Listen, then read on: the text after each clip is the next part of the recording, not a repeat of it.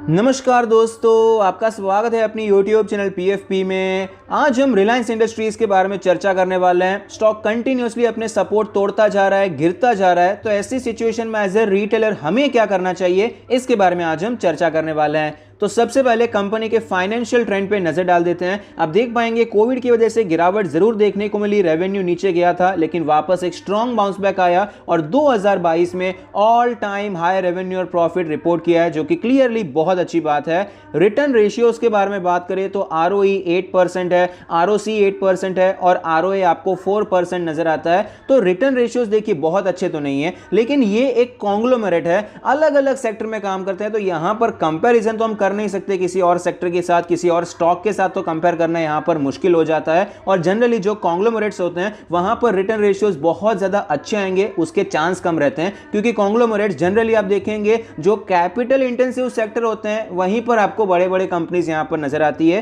Capital intensive है इसलिए यहां पर रिटर्न रेशियोज भी कम नजर आता है। इनका जो रिटेल का बिजनेस है वहां पर भी बहुत ज्यादा कुछ ऐसा रिटर्न रेशियोज नजर नहीं आता, वहां पर मार्जिन भी बहुत ज्यादा नहीं रहते हैं। इनका O2C का बिजनेस भी कैपिटल इंटेंसिव है। जियो भी ऑफ कोर्स अच्छा खासा इन्वेस्टमेंट यहां पर होता है, 5G का भी इन्वेस्टमेंट हो रहा है, तो रिटर्न रेशियोज इतने अच्छे नहीं है।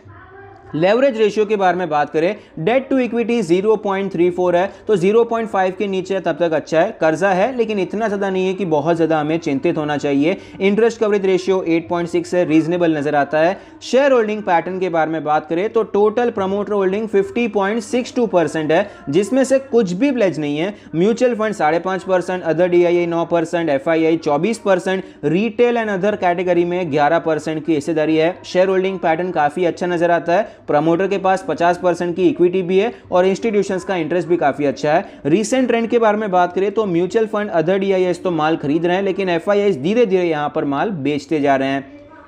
वैल्यूएशन के बारे में बात करें तो PE रेशियो 27 है, सेक्टर का 13 है, लेकिन कंपेयर ही नहीं कर सकते क्योंकि एक सेक्टर में तो ये कंपनी काम नहीं करती है। प्राइस टू बुक रेशियो 1.82 है, सेक्टर का 1.4 है। ओवरऑल वैल्यूएशन बहुत ज़्यादा महंगा नज़र नहीं आता है, एक डिसेंट वैल्यूएशन पर ही आपको ये ट्रेड करता हुआ नज़र आता है।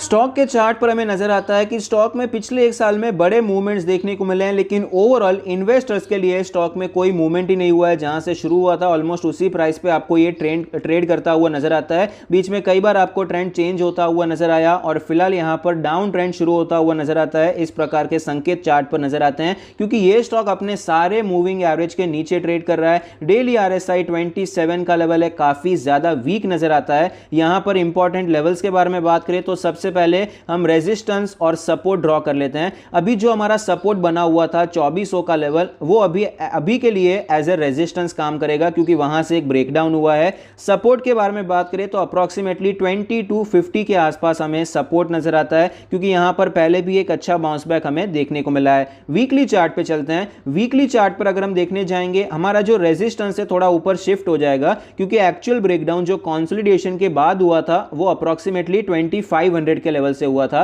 सपोर्ट हमारा सेम रहेगा।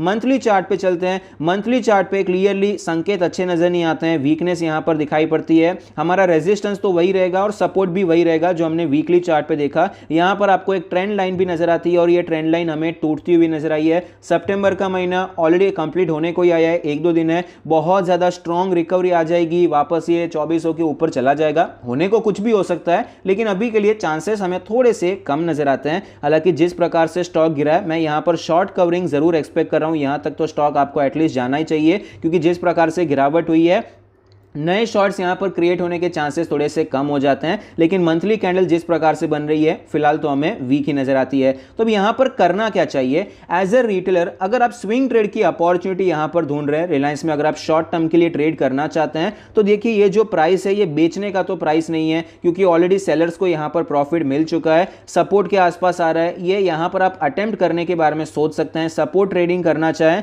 तो यहां पर जब भी कोई पॉजिटिव कैंडल देखने को मिले तो आप खरीदारी कर सकते हैं, लेकिन आपका टारगेट बहुत बड़ा नहीं होना चाहिए। 2400 से 2450 यहां इस रेंज में आपका टारगेट होना चाहिए। अगर आप ये 2500 का टारगेट रखेंगे तो उसके चांसेस कम हो जाएंगे, आपका स्टॉप लॉस हिट होने का चांस बढ़ जाएगा।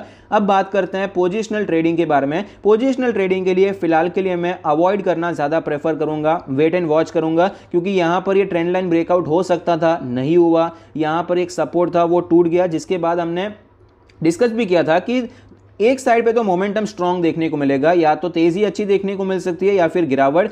जो भी साइड ये तोड़ देता है उस साइड का मोमेंटम मिल सकता है, लेकिन नीचे के साइड का मोमेंटम टूटा, सपोर्ट टूटा तो नीचे के साइड आपको मोमेंटम देखने को मिला है। तो अब यहाँ पर पोजिशनल ट्रेड के लिए जब तक ये वापस कुछ स्ट्रांग यहाँ पर हो नहीं जाता है या फिर इसके ऊपर नहीं निकल जाता है, तब तक के लिए हम कुछ प्लान नहीं करेंगे, तब तक के लिए वेट एंड वॉच करेंगे। लॉन्ग टर्म के बारे में बात करें तो आप खरीदारी करने के बारे में सोच सकते हैं। करंट मार्केट प्राइस एक अच्छा प्राइस है जहां पर आप लॉन्ग टर्म के लिए रिलायंस में निवेश करने के बारे में सोच सकते हैं। यहां पर देखिए आपको ये ब्रेकडाउन जरूर नजर आ रहा है कि भाई ये 2400 का लेवल टूट चुका है, लेकिन ये ब्रेकडाउन पे आपको बहुत ज्यादा कॉन्फिडेंस के साथ शॉर्ट नहीं करना चाहिए कि भाई ये गिर ही जाएगा। रीजन क्या है, क्योंकि गिरावट एक्चुअली 2500 के ब्रेकडाउन से हो रही है। यहां पर देखिए पहली बार सपोर्ट लिया, दूसरी बार सपोर्ट लिया, तीसरी बार कोशिश की और ये सपोर्ट टूट गया, तो यहां से एक्चुअली स्टॉक नीचे आ रहा है। यहां पर तो नए जो बायर्स हैं वो ऐड ही नहीं हुए हैं, कंटिन्यूअसली स्टॉक आपको नीचे ही आता हुआ नजर आया है। जैसे हमने एस्ट्रल में डिस्कस किया था कि कंटिन्यूअसली नीचे के लेवल से तेजी के बाद ब्रेकआउट हुआ है, तो ये ब्रेकआउट सस्टेन होने के चांसेस कम हो जाते हैं, वापस गिरावट हो सकती है, और एस्ट्रल में आपको गिरावट भी देखने को मिली।